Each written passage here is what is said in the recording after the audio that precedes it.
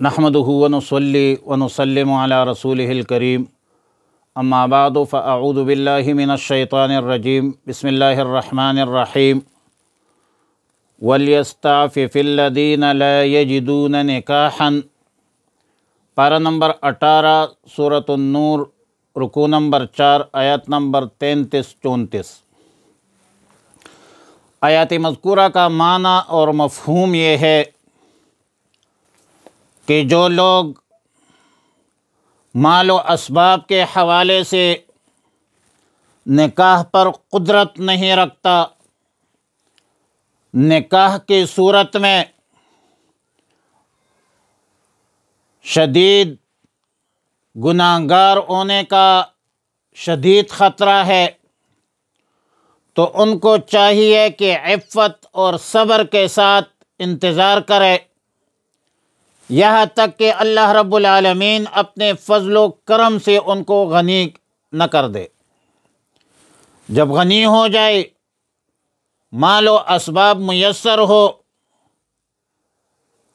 تو نکاح کرے، اور جب تک مال و اسباب میسر نہیں تو حدیث مبارکہ میں اس کی تدبیر یہ بتلائی کہ کثرت سے روزے رکھ کے من استطاع منکم الباءۃ فلیتزوج ومن لم یستطع فعلیہ بالصوم، اور اللہ کے اس حکم پر عمل کرے۔ اللہ رب العالمین اپنے فضل و کرم سے اتنے مال و اسباب وسائل سے مالا مال فرمائے گا جس سے نکاح پر قدرت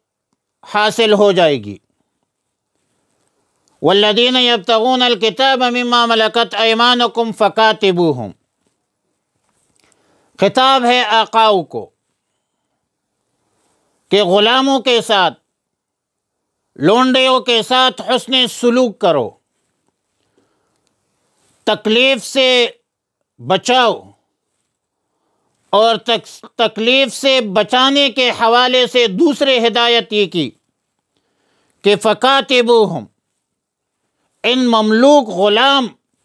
اور لونڈیوں کے ساتھ آقا مکاتبت کا معاملہ کرے۔ صاحب ہدایہ لکھتے ہیں علامہ مرغینانی رحمہ اللہ الباری کہ یہ عمل مکاتبت یہ مستحب عمل ہے، یعنی آقا کے ذمہ واجب نہیں کہ اپنے مملوک کو مکاتب بنا دے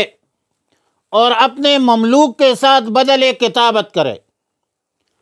کتابت کی صورت یہ ہے مکاتبت کی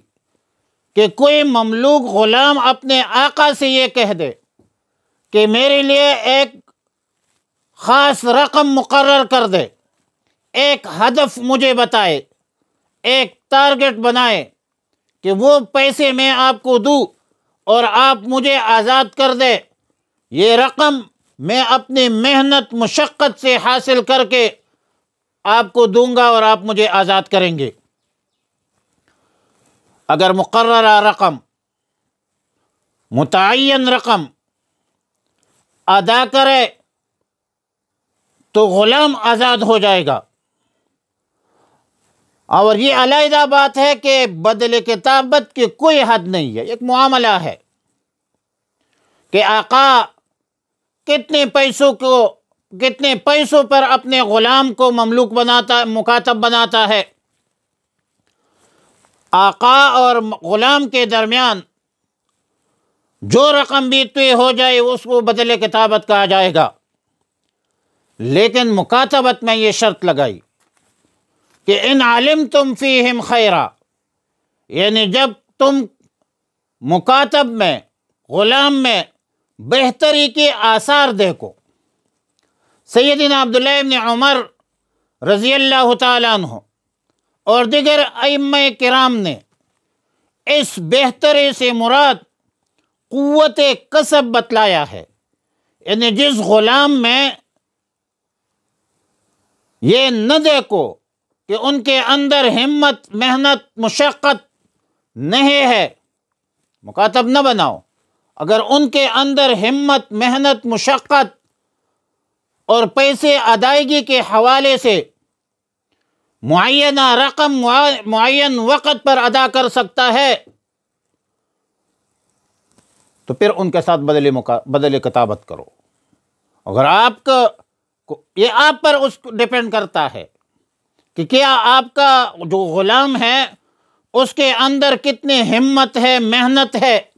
اور آپ کو کیا نظر آتا ہے۔ صاحب ہدایہ علامہ مرغینانی رحمۃ اللہ علیہ لکھتے ہیں کہ ادھر جو ان علمتم فیہم خیرہ سے مراد اس غلام کے آزادی سے بدل کتابت سے اگر مسلمانوں کو تکلیف، نقصان پہنچنے کا اندیشہ ہو، مثلاً وہ کافر ہو اور اپنے کافروں کی مدد کرتا ہو، تو خیر سے مراد وہ ہے کہ دین اسلام اور مسلمانوں کو نقصان کے در پہ ہو تو پھر بدل کتابت مت کرو۔ صحیح بات یہ ہے کہ لفظ خیر اس جگہ دونوں معانیوں کو شامل ہے، دونوں چیزوں پر حاوی ہے کہ غلام میں قوت کسب، محنت، مشقت، ہمت بھی ہو اور مسلمانوں کو کوئی نقصان کا خطرہ بھی نہ ہو۔ وَآتُوهُم مِّن مَّالِ اللَّهِ الَّذِي آتَاكُمْ، یہ خطاب ہے مسلمانوں کو عموماً، اور غلاموں کے آقاؤں کو خطاب ہے خصوصاً، کہ جب ایک غلام آزادی کے لیے معینہ رقم ادا کرنے لگے تو مسلمانوں کو چاہیے کہ اس رقم کے حصول میں اس غلام کی مدد کرے، یا مسلمان اس بدل کتابت میں کچھ کمی کرے۔ اور یہ صحابہ کا معمول رہا ہے کہ حسب طاقت، حسب استطاعت بدل کتابت میں کمی کرتے تھے رقم میں۔ لیکن ایک بات اور یاد رکھے کہ آیات مذکورہ میں 3 اصول بتلا دی، تینوں باتیں بالکل واضح ہے۔ نمبر 1 میں مال اللہ، کہ مال کا اصل مالک اللہ رب العالمین ہے، ہر چیز کا مالک اللہ رب العالمین ہے۔ نمبر 2، اللہ نے اپنے فضل و کرم سے مال کے ایک حصے کا تمہیں مالک بنایا ہے۔ نمبر 3، جس چیز کا تم کو مالک بنایا ہے اس پر بھی کچھ پابندیاں ہے اللہ کی طرف سے۔ بعض چیزوں پر خرچ کرنے کو ممنوع قرار دیا ہے، بعض چیزوں پر خرچ کرنے کو لازم واجب قرار دیا ہے، بعض موقع پر مال کو خرچ کرنا مستحب اور افضل قرار دیا ہے۔ اور پھر فرمایا کہ وَلَا تُكْرِهُ فَتَيَاتِكُمْ عَلَى الْبِغَاءِ۔ آیات کا ما هو المقصود جاہلیت کے ایک رسم مٹانے کے حوالے سے ہے، فحاشِ عریانی، بدکاری کے انسداد مقصود ہے۔ مطلب یہ ہے کہ اپنے لونڈیوں کو اس پر مجبور نہ کرو کہ وہ زناکاری کے ذریعے، بدکاری کے ذریعے مال کما کر تمہیں دیا کرے، لہذا لونڈیوں کو زنا کے لیے استعمال مت کرو۔ دین اسلام نے جب بدکاری پر پابندی عائد کی ہے، اس کو جرم سزا قرار دیا ہے، اس پر حد مقرر کی ہے، تو اس حکم میں آزاد غلام سب برابر ہے۔ ان اردنا تحسنا، یعنی جب کہ وہ لونڈیا زنا سے بچنے، پاک دامن رہنے کا قصد بھی کرے، لہذا لونڈیوں کو زنا پر مجبور کرنا یہ بہت بڑی بے غیرتی ہے، بہت بڑی بے حیائی ہے۔ اور مذکورہ جملے میں اگرچہ انہیں شرطیہ استعمال ہوا ہے، لیکن بے اجماع امت انہیں شرطیہ مراد نہیں ہے، بلکہ آقاؤں کو زجر ہے، تنبیہ ہے، تشنیع ہے، غیرت دلانا ہے، عار دلانا ہے۔ فإن اللہ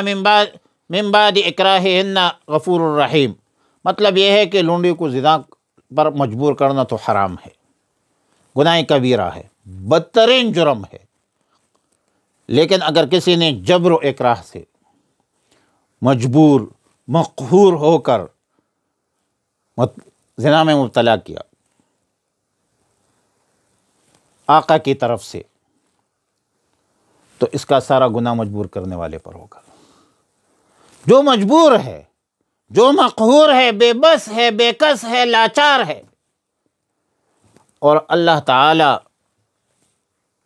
جو مجبور ہوئے ہیں ان کے گناہوں کو اللہ معاف کریں گا، لیکن جس نے مجبور کیا ہے اس کو بدترین سزا دنیا میں بھی ملے گی اور آخرت میں بھی ملے گی۔ آیت نمبر 34 میں فرمایا وَلَقَدْ أَنزَلْنَا إِلَيْكُمْ آیَاتٍ مُبَيِّنَاتٍ، اللہ تعالیٰ نے فرمایا کہ ہم نے تمہارے لیے،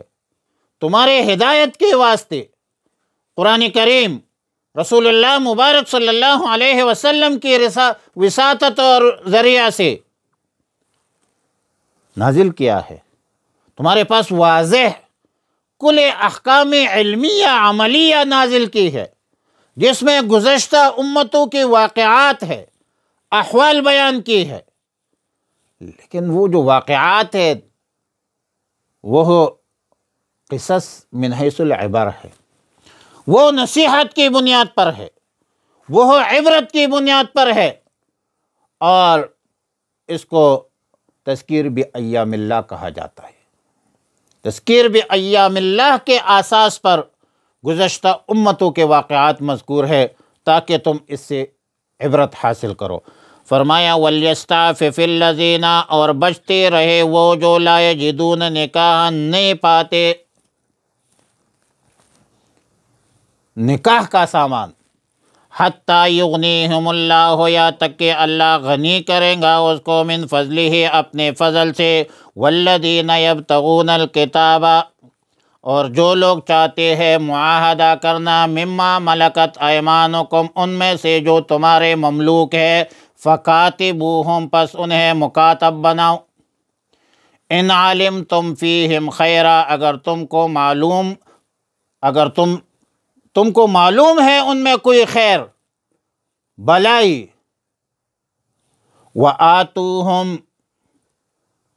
اور دو انہیں من مال اللہ، اللہ کے مال میں سے، الذی آتاکم، جو اللہ نے دیا ہے تمہیں، ولا تکرہوا، اور مجبور مت کرو، فتیاتکم، اپنے لونڈیوں کو، علی البغاء، بدکاری پر، ان اردنا، اگر وہ چاہے، تحسناً، پاک دامن رہنا، لتطلبوا، تاکہ طلب کرتے ہوئے، عرض الحیات الدنیا، سامان دنیا کی زندگانی کا، ومن یکرہہن،